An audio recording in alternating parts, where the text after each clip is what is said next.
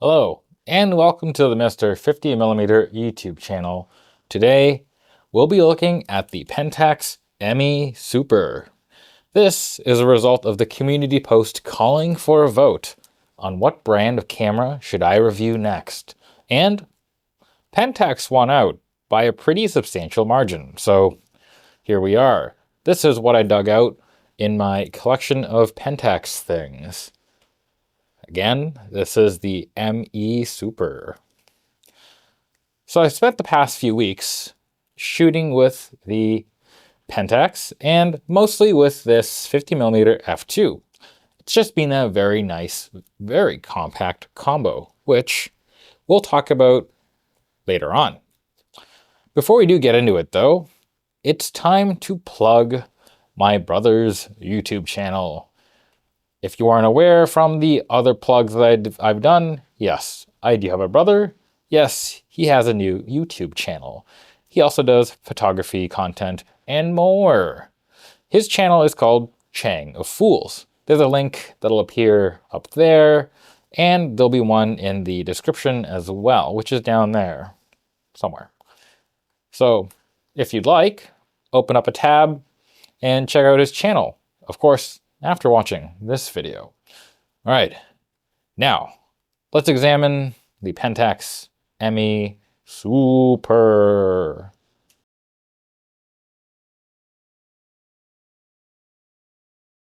What is the Pentax ME Super? Well, it's the Pentax ME, and it's super. No, all right, seriously though, it is a film SLR of the 35mm variety. It was released in 1979 and produced until 1984.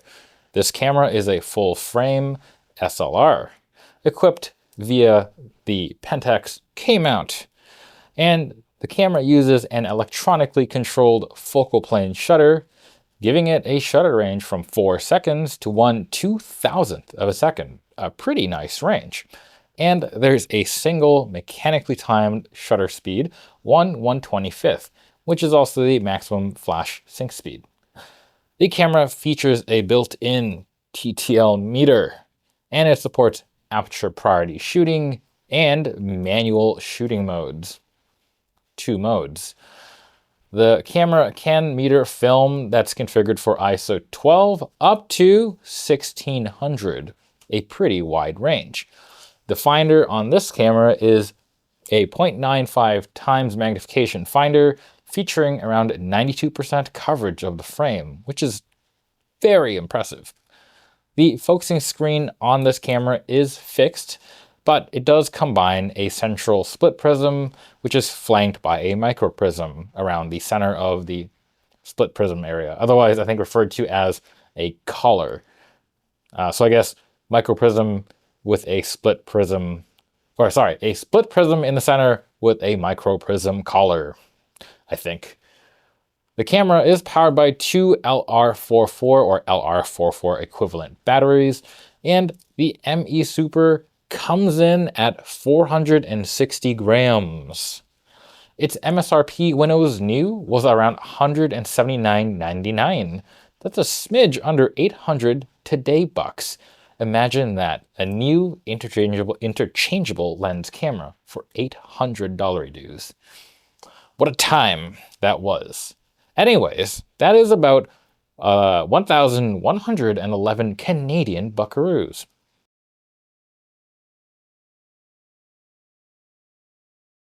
Operation and feel. And we're going to begin with build and feel of the Pentax ME Super. It's, in short, fandabulous. Its build is metal. Obviously, this was a camera from the 70s and 80s era, before things went all futury, and by that I mean plastic. And what's kind of interesting is that despite the camera being fairly metal, it's actually quite compact, and as a result of that, it is pretty light, coming in at 460 grams, even though it feels like a tiny little tank. And if you think about it, that is nuts, because this is 17 grams lighter than a Sony A7. that is lighter than the Panasonic S9. And I got an optical finder here, and it's through the lens. What do you got, S9? Not that, just that back screen. Anyways, that's nuts. At any rate, I said that this camera does feel compact because it is very compact. It is a little bit dense, and it kind of just comes up in how it feels via this like build quality. But let's have a quick look at just how small this thing is. This is an A7 II. This is the Pentax ME Super. It's hard to tell, but the ME Super is only a tiny bit more in this direction. And the Sony is taller, and the Sony body is, oh boy, that's gonna be hard to see. The Sony body is wider, even if you don't account for the hand grip. Additionally, the camera generally just feels nice. The body is covered in that textured leatherette thingy, and mine is still intact. And it's a good gripping surface, despite its hardness. This is, now, if you remember otherwise, a classic film SLR. And in classic film SLR style, this bit is flat. The back is flat. But I find it's pretty comfortable either way. Now, admittedly, I am using this with fairly compact primes, primarily the 50f2. Sometimes I toss in a 28 2.8. It's very nice. I admit, if I were chunking this on a larger lens, like a 200mm, it would probably feel a bit uncomfortable, but the way that I'm shooting it, the way that I'm using it, this is a perfectly light, perfectly acceptable, perfectly comfortable camera. And I really do gotta emphasize just how compact this is. Again, this is an SLR with the mirror, flappy, all the things, and it is overall a bit smaller than the A7 in most dimensions. It's lighter than the A7. It is going to be smaller and lighter than any DSLR that you got. This is the Canon 6D. So this camera is already fairly small. But this, look how small the Pentax ME Super is. Now, I will say this is small in general for a film SLR. Because even if you look at something like the Minolta X700, the ME Super is still smaller in effectively every dimension, and it's lighter. And I just wanted to say, this is quite noticeable. So I recently started shooting my Canon F1, hint, hint, and it was after shooting this, I noticed just how heavy the F1 is compared to this ME Super. All right, enough about how amazingly small this camera is. Let's have a look at the top plate. But first, you might have noticed that the top plate on mine is a bit weird. It's a bit different. There is a pink Film Advance lever wind cover. That's not stock, by the way. My original one was lost, so I 3D printed a plastic one. And there it is, little pink cover. I like it. At any rate, with the top of the camera, you obviously get a couple things. You get your film rewind knob. Underneath that, you have your film speed selector, which is a pull up and twist kind of job. But you also got something else. You have exposure compensation on this dial. And let's see if I can get it up close. It is pretty neat. Pentax originally called it exposure factor. And it's given in stops. It's just written in, I say funky, but it makes sense. It's written in a weird way. The 2 times on this dial means you want to let in, let's see. The 2 times on the dial means that you want to let in 2 times more light, or 1 stop more light. The half times means you want to let in 1 stop less light. Hey, pretty okay. Look, they didn't invent the standard notation for exposure comp yet. They were just getting the hang of it. So cut them some slack. At any rate, it's quite neat. Otherwise, Moving this way, you have a hot shoe, pretty nice, not a cold shoe, this is quite a standard practical thing. Next, we have things that are more exciting. First, we'll start with the film lever, and then we have the shutter button, which is surrounded by a mode select. You have L, which is off, auto for the aperture priority mode, manual for manual, 1/125th, which is your manual or mechanically timed speed and your flash sync, and you have a bulb mode. Additionally, this shutter has the ability to half press, and it works whether or not the shutter has been cocked. You just gotta tap the shutter or tap the shutter release a little bit and you'll see your meter come to life.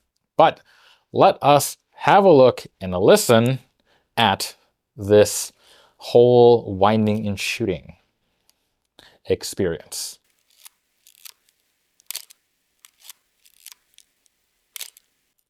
That is a nice noise and an amazing feeling. This is good stuff. And I do want to point out something about the mode select. There is an interlock. Let's see if I can get it on camera. So it's a bit dark. I'll try to, there we go. But if you give it a twist,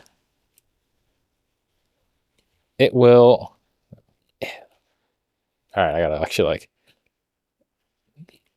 I have to look where I'm turning. But you can see as I go through, the positions do not have an interlock engaged. But the minute that it goes to auto, this little white jobby pops up and the interlock is on. So the interlock is only enabled when the camera is set to the auto setting.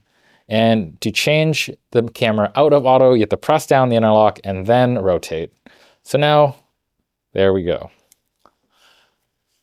It's honestly a pretty good system, and I get why only the auto is interlocked.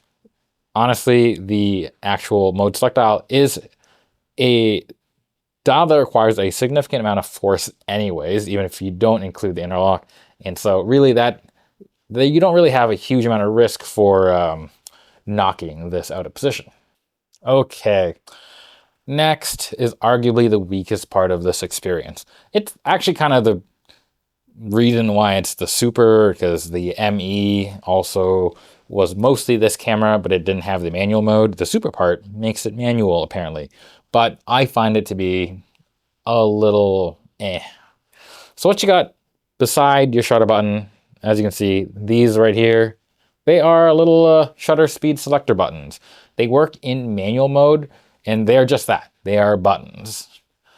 When you press the up button, you move up the shutter range, i.e. faster, and when you press the lower button, you move down the shutter range. And one nice thing is that when you do reach the top or the bottom of your range, the selection just loops to the other side. So that's kind of neat.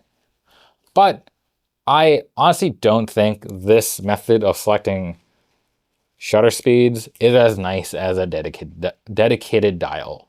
Credit where credit is due. The buttons are actually pretty well placed. So if I'm holding the camera like this, I can just reach my fingers over and press them fairly easily, and I can generally know which one I'm pressing. I don't have any issues when it comes to ergonomically, like where they're placed, but I find the system for selecting is just a bit slow. It's slower than if I just had a dial that I could just twist. And again, if you're far away from the speed that you want, you're gonna just be jabbing at these buttons. And I do notice that when I'm doing that, I tend to shake the finder a bit because I'm just kind of stabbing these little buttons. So it's not the greatest experience. So I tend to really not use the camera in manual mode. I will use it in the aperture priority mode, and if I think I need to adjust the shutter, I will use the exposure factor / exposure comp. So yeah, that's the top plate. On the front of the camera, you don't got too much. You have a PC sync port right there. You got your lens release right here, and a self-timer, which you can just pull this way. I'm not gonna, because it's gonna then make a noise, but that's it. In the back, you have a finder. And looking through it, you can see that it is a beautifully large finder, like incredibly large. If you have a full-frame DSLR, I almost guarantee you the finder on that is smaller than the finder on this. When I look through this, and I have my Mamiya 645 Pro TL, and I look through that, I actually can't tell which finder is bigger. This is how, it's crazy how big this finder is. On top of that, as I mentioned earlier, this finder has a split prism and a micro prism collar. So focusing on this camera combined with that giant finder is a breeze. It's so nice that I don't even mind that the prism is fixed. I don't even mind that the focusing screen is fixed as well, because everything that's already set up is awesome. And when you look through the finder, you get information as well. On your left, you have a shutter speed indicator, and in the auto mode, it'll tell you what speed that it wants to set.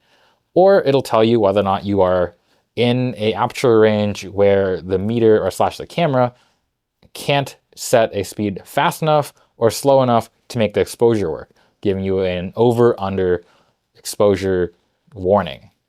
And if you have your exposure comp on anything other than 1x, i.e. no exposure comp, the finder information on the left will also indicate that you are using exposure factor, just in case you might have forgot. It tells you, which is quite nice. Really, the only thing this finder is missing is an aperture display, but I can forgive it because they probably spent all that effort making it gigantic, and it's worth it. Now, when you're in manual mode, it's actually a guided manual mode, which is a nice touch. Despite me not liking the buttons, I like the way that they implemented this manual mode. The finder tells you that you're in manual, which is nice. Again, if you don't remember what mode you're in and you start shooting, it's nice to know that it'll indicate that you are in the manual mode. And when you look at the finder and you see the indication on the left, the green dot in the finder tells you what speed that you're on.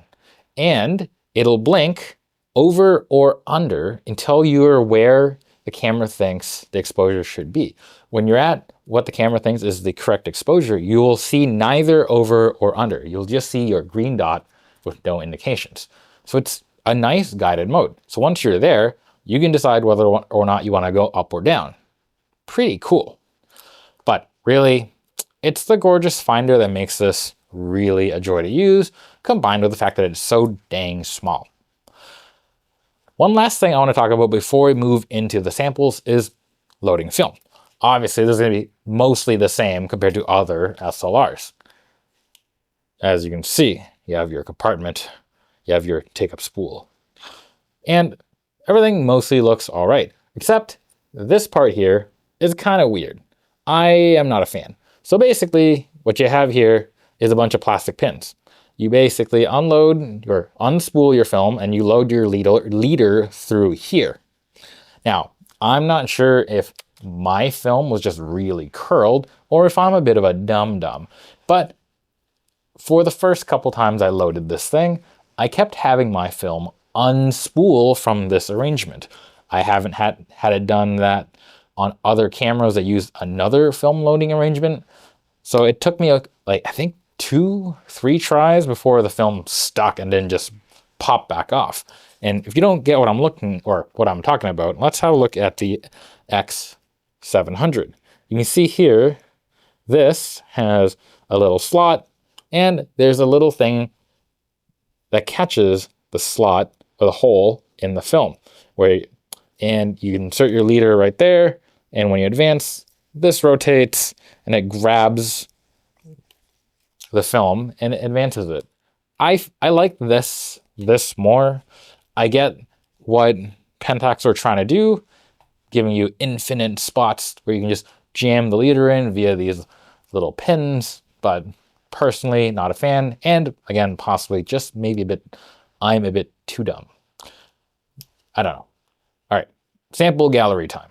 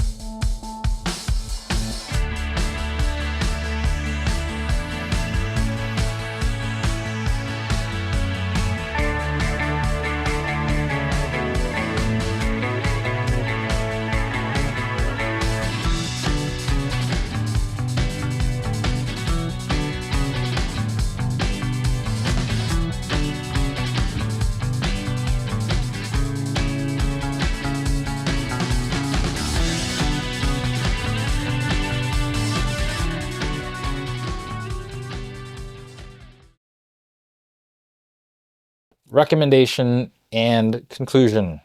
Yes. In short, yes, I recommend. In long, yes. But really, yes, let's go over this. We'll start with price. With this camera in 2026, the going rate is actually a little bit all over the place. In your typical online auction sites, I'm seeing prices range from around 65 USD to upwards of 150 for guaranteed working tested copies, with the average for these falling more around 95 USD. Now, a lot of them do also come with a lens, typically this 50 f2, which is a great lens, so that's always nice. There are specialty retailers that do specialize in older film gear. You might have noticed a couple of these shops. I've noticed them too. And I noticed that when you look at a lot of these shops, the ME Super goes for closer to the $150 mark, sometimes a bit more. But you do get the peace of mind that most of these specialty retailers tend to come with a basic warranty and usually are backed by the store's reputation. Either way, it is not too expensive a camera to get into.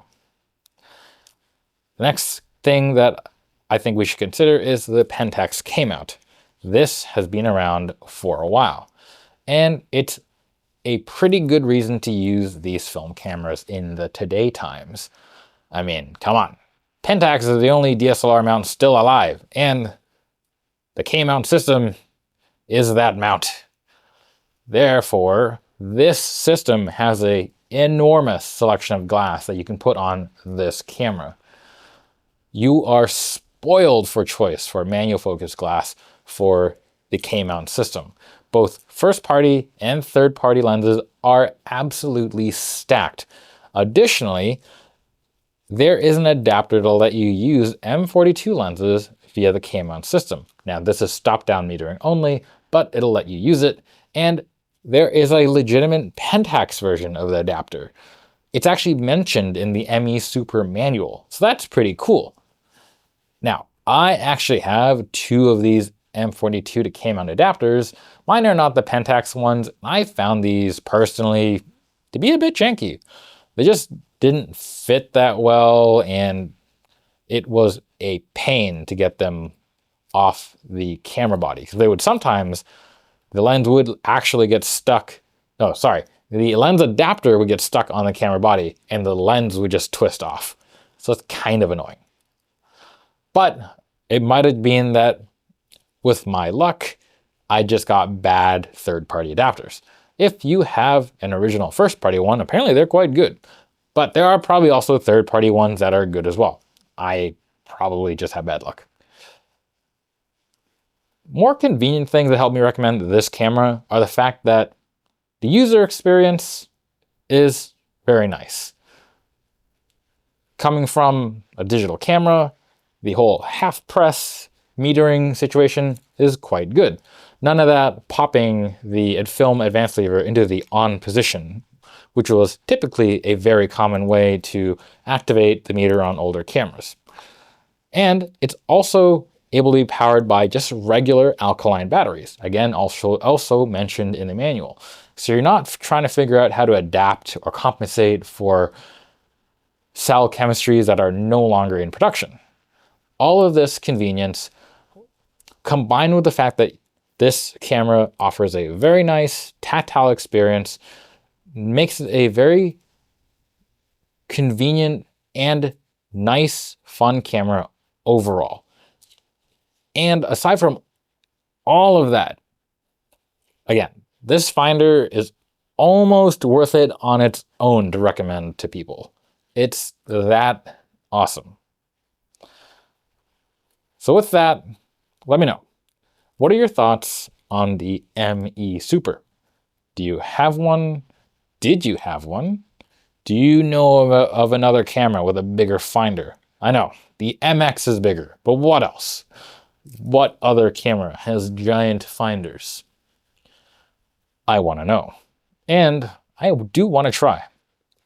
Otherwise, let me know in the comments below. And as always, don't forget to like, comment, subscribe, maybe check out Chang of Fools, maybe a super thanks if you're into that. Till next time, bye.